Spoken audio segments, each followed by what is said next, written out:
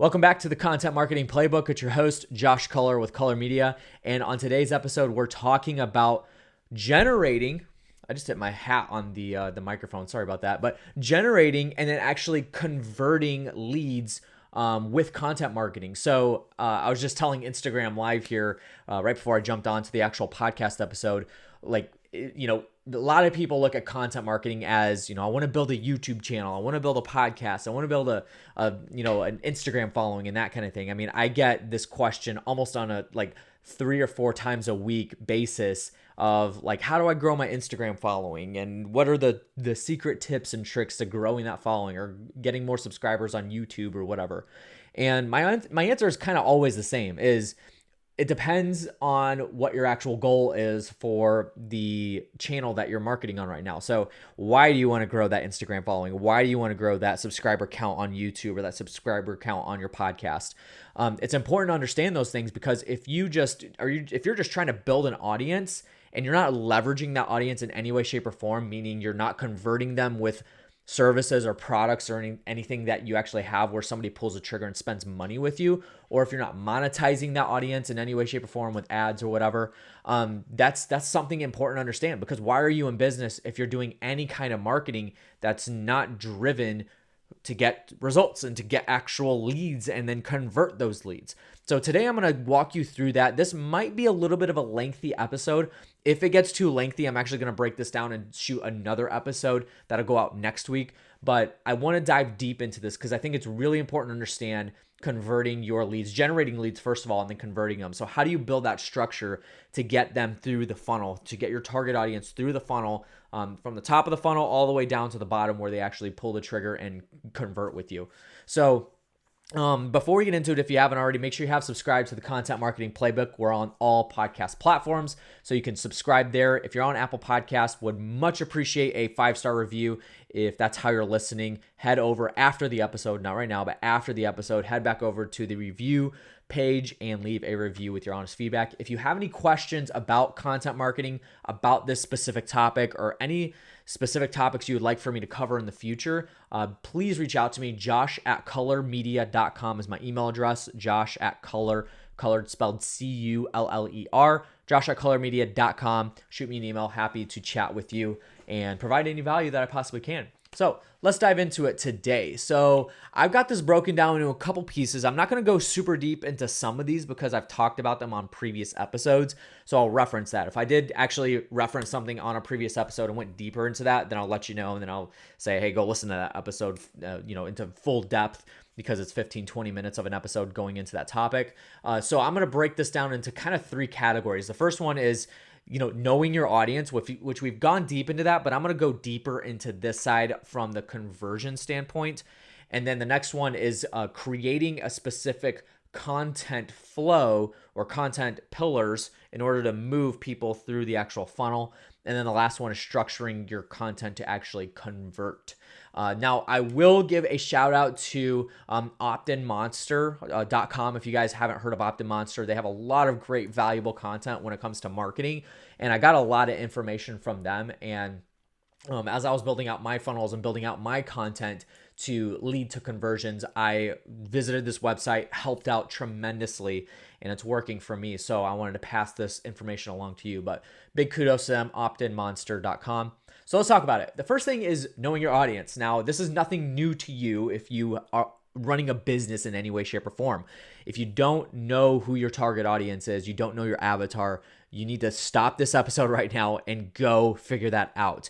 Actually, don't stop it right now because I'm going to tell you how to do that real quick. But I have an entire other episode talking about knowing your target audience. But this is extremely important when it comes to marketing in general, but content marketing especially, because my 2 rules of content marketing, and you guys should know this by now, my 2 rules of content marketing is 1, know your target audience. And then number 2 is, where are they at? That's what you gotta definitely go after when it comes to content marketing, because if you don't have those 2 things established, you're not gonna get anywhere with marketing, period, but especially content marketing, because content marketing is a lot more driven off of organic growth as opposed to, advertising, which is where you pay money to get content in front of people and then they can actually convert quicker. So this is knowing your target demographic. So the first thing is biographical information. So this is the name, their age, their gender, income, location, like their actual geographical location, their profession. So are they an accountant? Are they a real estate investor for me? Are they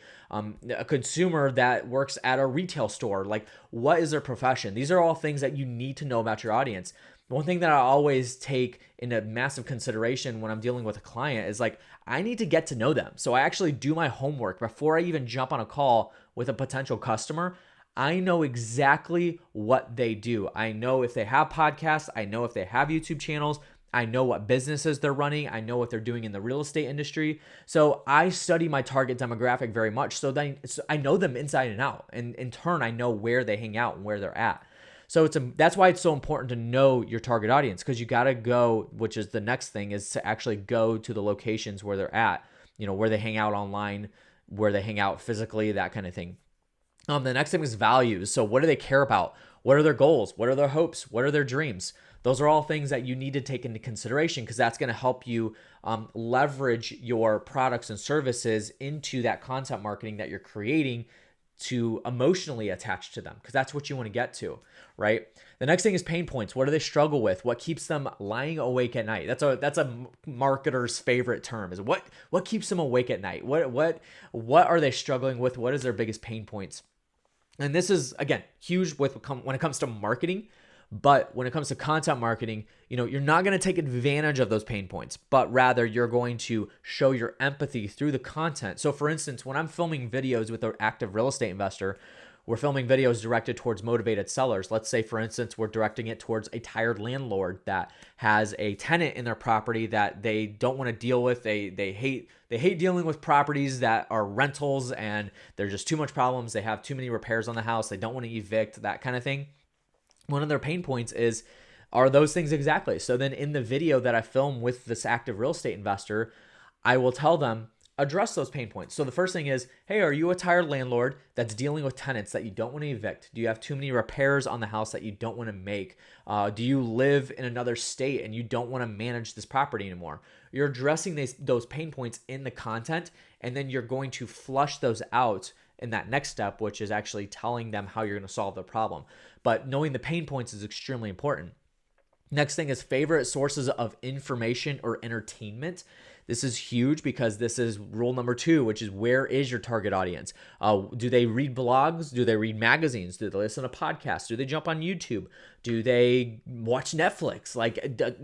There's a whole slew of things that you can write down for your target demographic, but as many places as you possibly can create and figure out where your target audience hangs out, that's going to give you a big leg up, because that's where you're going to distribute your content marketing essentially. So for instance, again, I always use this analogy. If you are targeting me, Josh Culler, as one of your target demographics, and you send me direct mail, and content marketing is direct mail because it's on the direct mail. There's content on the direct mail.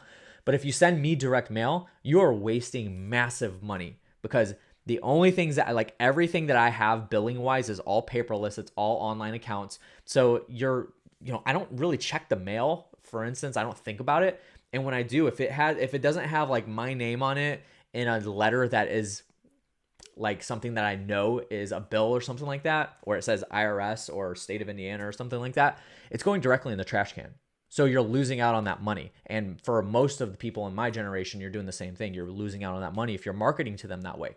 So this is why it's so important. The next thing is role in purchase process. So do they have the final say when it comes to the purchase that they're going to make? So for instance, if you're a husband, wife, and maybe you have a car dealership, are you marketing to both the husband and wife, or do you know if the husband is the final decision maker when it comes to buying a new vehicle? That's something to think about, and it's important to understand. And then the objections in the sale. So what are their main objections to purchasing your product? And this is where you can really use content marketing to address those objections, to address those pushbacks that they give you. And if they do say, well, I don't have, I have a car, but it works well, and I don't ever endorse being a sleazy salesman, but, addressing those objections that they would have, maybe they say getting a loan's too difficult, or I don't know how to get a loan. Address those things through content marketing by putting videos out, advising them on what they should do in that scenario. So that's all getting to know your audience, your target demographic. Now I'm about 10 minutes into this, so I'm gonna move along a little quicker. There are a couple resources that I have here, so if you do want those, I'll leave those in the notes, the description of the podcast here, so you can click on that, or you can email me and get them directly. So the next thing is create the content that moves your audience through the funnel. So this is where I'm going to pull up this graphic and really dive deep into this, because this is super interesting. And again, if you guys want this graphic, it's incredible. I might flash it up on the screen here if you're watching the video, but this is really important. So there's 4 pillars of content that you can create, really like 4 pieces of the funnel. Top one's going to be awareness. The next one's going to be interest, and then consideration, and then decision. So decision is where that's the point of the funnel where they're actually going to convert. So I'm going to go through each one of these, give a few examples of what you can actually do content-wise to move people through that funnel. And the reason why it's important to understand this process is because you got to put yourself in the customer's shoes. Like, where are they at in this funnel? How can you move them along? What content can you put out there to move people along into the funnel and actually convert them? So the first one is awareness, and the goal for your awareness is to attract the right audience. This is where, again, you got to leverage knowing your audience. So you're going to bring in your audience through, and the role of the content is to spark a need and drive interest for a new project or solution by becoming a go-to resource which understands the market and provides a point of view. So the way that you can create content is there's several avenues. You can create blog posts or articles, assessments, infographics. Podcasts are huge. Videos that you will put on like YouTube or your Facebook page or Instagram or whatever. Tip sheets, industry webinars. So these are like your free webinars that you could put out and teach people on a specific like item, like something about your industry, something about what you do. Industry ebooks. So ebooks, books, those are probably the same category. White papers are not really a huge thing anymore, but these are all things that influencer wise that you can actually put out there content wise in order to raise that awareness for your target demographic and get them into your funnel. So this is the top of the funnel, right? You want to get them dropped into the funnel so that you can move them along to step 2, then step 3, then step 4. So that's awareness. Number 2 is interest. Now the purpose of this funnel is to turn your prospect into a lead, right? So in the awareness phase, they're just a prospect, meaning they haven't filled out a form, they haven't shown interest in your service or your product, they haven't shown interest in actually converting, right? So these are people that are just, there's a difference between prospect and lead. Prospect is they know of you, they listen to your podcast, but they haven't filled out any kind of a web form or anything to actually go into a conversion stage. And then the next one is interest, which is now they're actually a lead. They're going to become a lead through this process. So that is, it's to provide a specific and unique solution for common needs and potential barriers. So here's some content pieces that you could put out in order to get people through this interest phase. One is training videos, assessments. So assessments are really, really useful, especially if you're a B2B business and you're putting out content that way, because you can actually assess. So like, for instance, for me, I have a content marketing plan, like an ebook. Basically, it's a PDF that I could send you that you can create a content marketing plan. I basically walk you through each phase of the content marketing plan. That's an assessment, and that helps with actually getting people interested in, like, once they get through that content marketing plan. Now it's my role to put myself as the authority and say, hey, if you need help with this, I'm more than willing to implement this for you. That's the next phase, which is the consideration phase. So assessments are good. Solution videos, frameworks, educational worksheets. So these are like workbooks, worksheets, things that are actually going to make people interact with something. Presentations, virtual events. So that could be, another online summit or a paid webinar, $97 webinar or whatever. And then obviously physical events are a pretty big one as well. So that's step number 2. Step number 3 of the funnel is consideration. So this is build brand preference. That's the goal here, is to actually build brand preference. For instance, for me, I will never walk into a Walmart ever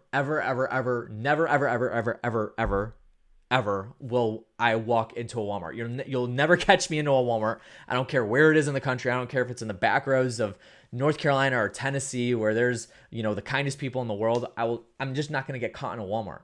I will literally go out of my way to go. If I got to go to a department store, I'll go to Target. because that's my brand preference. They've built so much value with me by providing good customer service, good customer experience, and putting out content that's actually relevant to me and educating me on their target demographic. And so and their value is just like exceeding above Walmart's value. Just everything about it is better. And so they've built a brand preference with me. So this is where I'm in the consideration phase, and then essentially like move into that conversion phase. So, the role of this content is to show brand and product value through key differentiators and props, while showing how it supports the solution. So you're basically showing them, hey, I'm empathetic with your pain point. I understand you. I understand what you're in right now. Now I'm going to show you your solution on how I can solve your problem through the content. And then you give them the call to action. So here's a few pieces of content that you could put out. Case studies, testimonials, marketing 101. This is where case studies and testimonials fall into the funnel, is during the consideration phase. Because at this point, if somebody is watching a testimonial or a case study, that means they're actually they're aware of you, they're interested in you and your services. Now they want to learn more about, hey, is this person actually trustworthy and they're actually going to do what they say they're going to do? So that's like, now they're watching a testimonial, because that's that's at the point where they want to hear it from somebody else's mouth, right? Instead of yours. Data sheets, comparisons, product marketing. So this is actually showing off the product or the service, telling people about that. Virtual classrooms, evaluation tools. These are all things that you could put out content-wise to actually get people from that consideration phase moved into the last piece of the funnel, which is the decision making. So let's go into the last piece here. So decision, that's the bottom of the funnel. This is where they're actually going to convert. They're going to pull the trigger on something. They're going to spend money with you. They're going to give you their services, whatever it is. So the purpose of this is to convert a customer. Very simply, to convert a customer. And then the role of the content is to show economic value and help the influencer become successful in getting approval by the decision maker, right? So here's a few pieces of content you can put out. There's not as many. So as you get down the chain link of the funnel here, the less content that you're putting out, because it's just harder to move them through that funnel through organic content, because organic content is, most of it's in that awareness phase, because you're raising awareness for people to know who you are and know what services and products you have. So the piece of content that you could put out in this phase of the funnel, which is the final phase, the decision-making phase, is ROI tools, ROI case studies. So you're actually showing and proving how you are actually going to help solve the solution, or solve the problem and provide a solution for your target demographic. So this is important. You got to make sure that you're showing hard evidence. Again, especially if you're a B2B business. If you're B2C, it's a little easier because consumers are just not as hesitant, or they're not as pushy when it comes to making a business decision. But if somebody's making a business decision, they're gonna want to see hard evidence on what you're doing. So like, for instance, for me, when I have somebody come through my funnel and they get on the phone with me, one of the first questions they ask is, how do I evaluate if I'm getting an actual return on the investment I'm making with you and your services? And I can show them hard evidence with my other clients on, well, this is what I'm getting for my other clients. These are the results that we're getting through the content marketing, the services that we're doing for these other clients. And I can show that to the potential customer. A lot of times that's what's actually going to close the deal, because they actually see this guy's serious. He knows what he's doing, right? So that's important. Product demos are the next big thing. Custom sales enablement, and then custom executive presentations. So these are things that you're actually like, this is possibly like jumping on the phone call with them and saying, having a very frank conversation with your target audience, the person that you're actually going to have pull the trigger.